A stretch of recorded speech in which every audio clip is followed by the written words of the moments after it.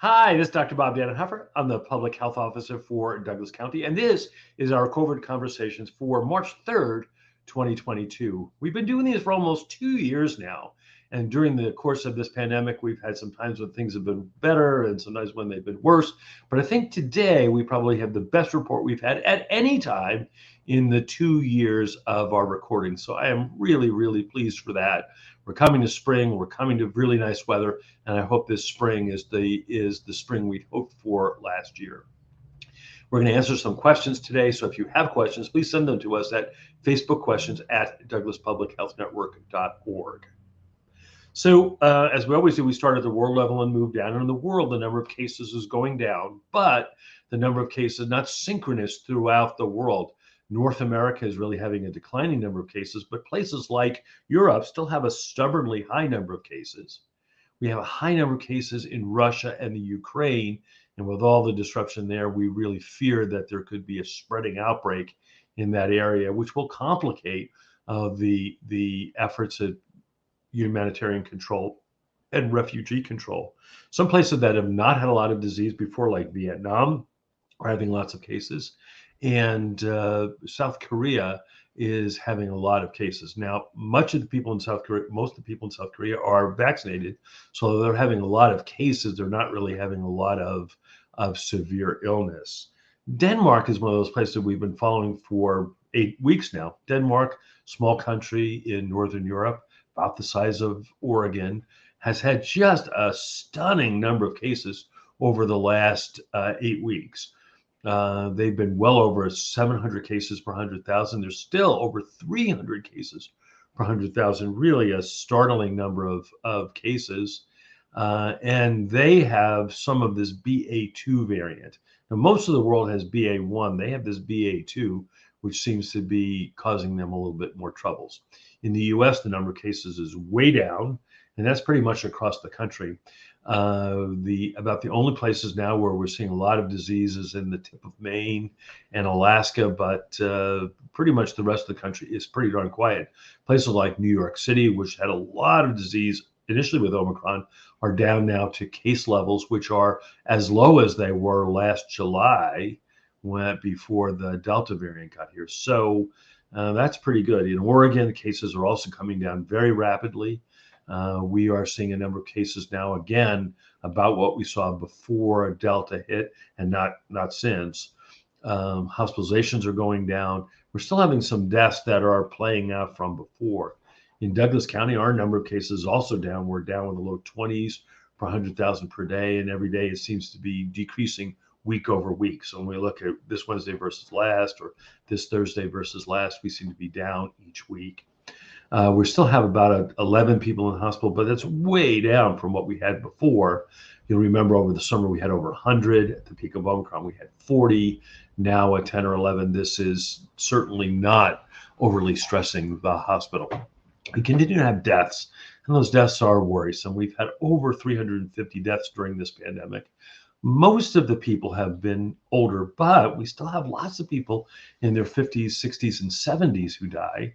And as somebody who is now in their mid 60s, that certainly doesn't seem very old. I'm certainly not ready to go yet. And so these are many years of life lost. Again, most of the people who die have been either unvaccinated or vaccinated early and then not boosted. We have seen very few deaths in people who are boosted or up to date. Since a majority of our seniors are boosted and up to date, it's shocking that almost all of those are the people who are not vaccinated. There's some new things that are out. The antiviral drugs, the Paxlovid and the molnupiravir, are here in increasing amounts.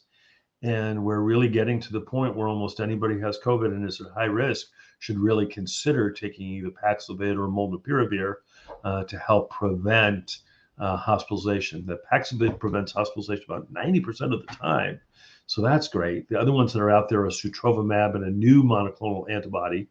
Those also prevent hospitalizations 80 or 90% of the time. They're a little more complicated, so you have to get them by IV, but nonetheless, we do have some really good treatments out there. We also have plenty of vaccine. So anybody who wants to get vaccinated should certainly go ahead and do it. Every week we add new vaccinees and new boosters, But again, there's still a lot of people in Douglas County who are either not vaccinated, not boosted, and the protection is really quite striking. So we're still recommending people who are not vaccinated to get vaccinated. If you're vaccinated, not boosted, please get boosted. You probably heard in the news that there's changes in the masking requirements. Oregon said we were going to decrease the mask when we were down to about 10 hospitalizations per 100,000 population at any one time. So in Oregon, that's about 400 hospitalizations. We think we're going to hit that this week. And when we do, I think we're going to get rid of the mask mandates. Right now, it's scheduled for the evening of March 11th. March 12th, we'll all celebrate when the mask mandates are gone. The mask mandates are going away for the general population and for schools. We're still going to have mask mandates in healthcare facilities, but we'll have to see over the next few months how that plays out. Schools will be without masks, and I think that will be great. Kids may see their friends' faces for the first time in this year, and I think that will be a good thing. Through this whole pandemic, we have not seen a lot of transmission at school. So we've not seen a lot of kids give it from one kid to another. Now, whether that's because kids just don't give it to each other or the distancing and the masking made a difference is really very controversial. I think the data suggests that the masking and the distancing and the things we did helped a little bit, but that in general, kids in school tend not to pass this a lot. Now, we do know that kids at home pass a lot, but I think the contact that you have with your siblings at home is really quite different than the contact you have maybe with your classmates at school. The one thing that's behind all of this is are there any worrisome variants out there? And right now there really aren't. So Omicron came out around Thanksgiving and certainly peaked in January and February, and now is really going away. We are not seeing other variants in the world. Pretty much in the world, it's all Omicron. Now, there's this BA2, which is sort of like a brother of Omicron, that's been an issue in Denmark, but really not anywhere else, and does not seem to have really spread quickly in the United States. It also seems that if you've had BA1, you won't get BA2. So presumably a lot of people have had BA1 and now are going to be immune to BA2 should it come around. But right now, we're watching very carefully for variants. We do that in a couple of ways. One is we sample a percentage of the cases to see if there are newer or different variants. There's a worldwide registry called GSAID that looks at all of these variants. We're looking at wastewater. So when you get infected with COVID, some of it comes out in your poo. It gets into the sewage system, and stays in the sewage. So if you look at the sewage and look for RNA, you can find the RNA from COVID when it's there. You can also find the RNA from variants, and so we actually think that sewage monitoring is important. We're doing that in Oregon and in Douglas County. The problem is it's still a little slow. It's 3 or 4 weeks behind. We really need to get that up to almost real time, looking to see if there are new variants here, but we're not seeing any new variants. And that is probably the best news. So the very first time in the entire pandemic, we have 6 things at the same time. So the first is, so there's a low number of cases, a low number of hospitalizations, available treatment, available vaccine, available testing, and no new variants on the horizon. So going through each of those, our number of cases is not super low now, but it will be, I think, in the next week or two. We were relatively low in the number of cases. We never really had a big spike in cases until July of 2020, and then it's been high until now. The second is low hospitalizations. We had a relatively low hospitalization rate through June of 2021, and then it spiked, and it's remained consistently high until now, where it's just 11.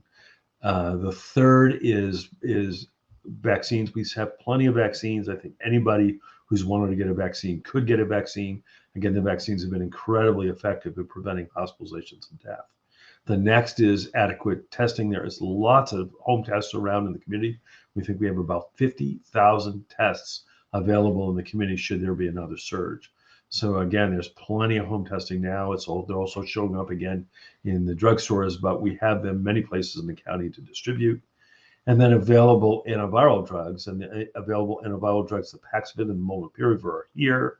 The sotrovimab, which is the injectable monoclonal antibody, is here. It's not been used a lot. In fact, over the last few weeks, we've not gotten new shipments because we've not used our old shipments. So again, if people are unlucky enough to get COVID at this time, it certainly does make sense to go ahead and ask your doctor about getting one of the antiviral drugs. And then the last is that there's no worrisome variants on the horizon. So put those all together. This is the very, very, very first time we've had all 6 of those. And that's why I'm feeling really confident that we're making the right decision by getting rid of the mask mandates. I think we're making the right decision to go ahead and open things up, have schools go without masks. So I think we're really on the downslide of this. Now, all of this is dependent on new variant. We could hear this afternoon that there's a new deadly variant and all that will change. But for right now, I think we should revel in the fact that we did okay during this pandemic, and that we're going to get through this. Now, when this started, so at the very first week of this, we had a little session in a tiny little room. This is while we were still meeting together, and we put up the what we really wanted through this pandemic. The first was that we wanted to decrease morbidity and mortality, so the number of people seriously ill and hospitalized. Well, we've had thousands of hospitalizations and more than 350 deaths. So we didn't totally get rid of morbidity and mortality, but we did better than we might have. So you remember early on in New York City, they had about 1 or 2% of the population die from COVID. And we worried that if it came through with the same ferocity it did in New York, that we could have lost 1,000 or 2,000 people in those first 6 weeks.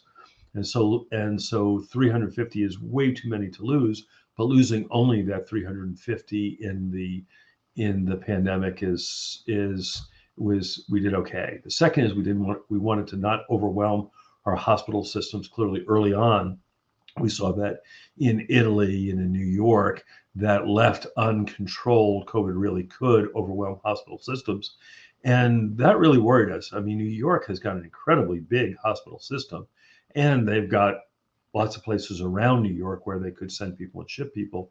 Douglas County, we didn't have that, and we worried that we would overwhelm the hospital system. Well, the hospital system didn't get close to overwhelmed until July and August of 2021. And at that point, I think we were right at the brink. We had to call the National Guard. We had to have a morgue truck to go ahead and deal with the dead bodies. We had to cancel elective surgeries. And I know the people who worked in the hospital were really stretched to the limit. They were then stressed again here in January during the Omicron surge, but the hospital system was stretched but never broke. The third is we wanted to have adequate PPE so that we could protect those who needed to care for people. If all the people in the hospital were getting sick because they couldn't protect themselves, then the hospital system would have broken sooner.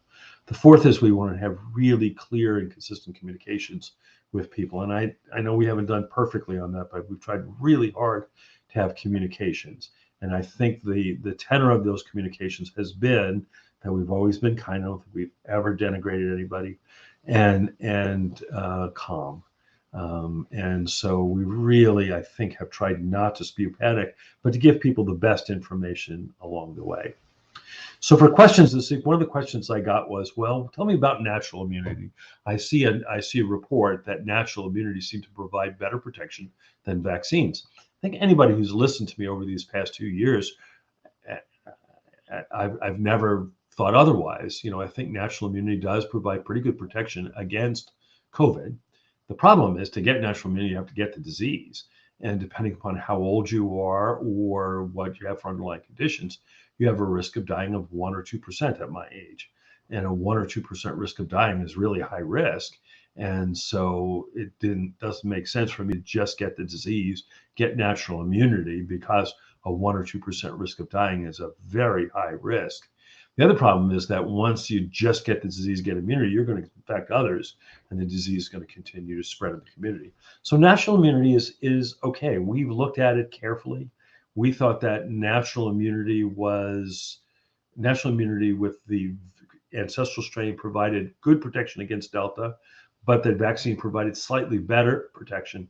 Against Omicron, previous infection didn't help that much, only about 20%, but vaccine didn't help greatly either in getting mild disease. So, natural immunity is okay. I don't think I've ever said that natural immunity wouldn't protect you, but at what cost? So I'm old enough to remember when measles was around. And so let me use the analogy of measles. So with measles, natural infection provides incredibly good immunity. You rarely see somebody who's had true measles twice. I had measles when I was in the second grade back in the last millennium, and I still have excellent protection against measles. So we know that natural immunity after you get the disease really works and works great. But the problem is you have to get the disease. So when I was a kid, everybody got the measles probably when they started school, and we would have measles. You wouldn't have big outbreaks because most of the people had already had it, but you'd have like little outbreaks and whatever else. But I will tell you, these kids with measles were really sick. Many got hospitalized, and about 1 in 1,000 died. Now, 1 in 1,000 doesn't sound like a lot, but I mean, if you're a kid, 1 in 1,000 is a lot. And so we worked very hard to develop a vaccine against measles. And this vaccine of measles now gives also very good immunity. And it's a very safe vaccine, so there's no hospitalizations or deaths from the vaccine. So we had a disease that was endemic at low rates, and yet we decided to move forward with a vaccine to get rid of this disease in the community. And now measles no longer circulates in the US. Similar with COVID. The risk overall of dying from COVID if you got the disease is at least as high as measles. And that's why it doesn't make sense to just let this run wild and let people infect, and if people died, they died, because we think our modeling suggests that we would have had 1,500 to 2,500 deaths in the first 6 weeks of the pandemic. And that would have been truly devastating, and our hospital system likely would have been overloaded. At that time, you remember, there was no vaccines, testing was very difficult, there were no therapeutics. And so waiting a little bit really has helped us diminish the spread of this. Another question came up this week is about ivermectin. Ivermectin we've talked about a lot. I think a new study came out from Malaysia suggesting that ivermectin did not help those who were already infected. There's still not really a good study to show whether ivermectin helped to prevent the disease. And I think as we review this pandemic, one of the great failings, I think, was early on, back in early 2020, was we really should have, as a country, come together and said, look, there may be some treatments out there that work and some that don't work. And rather than get very political, heartfelt, and screaming about this, we should have said, there's a couple things out there: hydroxychloroquine, ivermectin, dexamethasone, Pepcid, fluvoxamine. These things have all been suggested to work by some mechanism. And what we should do is, within a month, it really doesn't take more than a month to do this study. Within a month, do a good, well-controlled study that shows whether these things work or not. Well, here we are 2 years into it. We still don't have a definitive study on any of those drugs.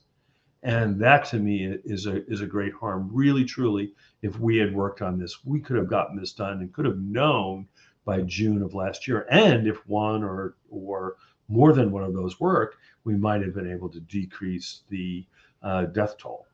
We also would have decreased the hate and vitriol that's come over things like hydroxychloroquine and ivermectin. Because I think when people are arguing about this, they're arguing about this with incomplete data. I don't think there's any of us who carefully look at this, who have really tried to keep an open mind on these things, that can suggest that there's super strong evidence that these things work or not. I think the pretty good evidence is that hydrochloroquine doesn't. I think pretty strong evidence is that ivermectin doesn't. I think actually there's some evidence that fluvoxamine, which is also called Luvox, does work. I think the jury is still out on Pepcid. But again, if we have another pandemic, and we likely will, although probably not in my lifetime, we really should early on look at these other therapies to see if they work or they don't, and make it really a scientific question rather than a political and hate-filled question. So we're getting, I think, nearly to the end of this. The county, which has put out these press releases. In the beginning, we were doing it every day and sometimes more than once a day. Then we went down, and over the last few months, we've been doing it just once a week. I think at this point, we have enough control of this disease that we don't have to have these regular press releases. We'll continue to do these COVID conversations, but I don't think we need to have these regular press releases anymore. And that's a good thing. Now, all of this is predicated on what's going to happen if there's a new variant. So if there's a new variant, we'll certainly be back. We'll certainly tell you as much as we know about the variant. And things may need to change. But for right now, things are good. Next week, let's get rid of the masks. Next week, let's celebrate that we got through this largely intact. Next week, let's go ahead and revel in the fact that it's going to be a beautiful and happy springtime. Again, this is Dr. Bob Dannenhoffer, the Public Health Officer for Douglas County. Thank you.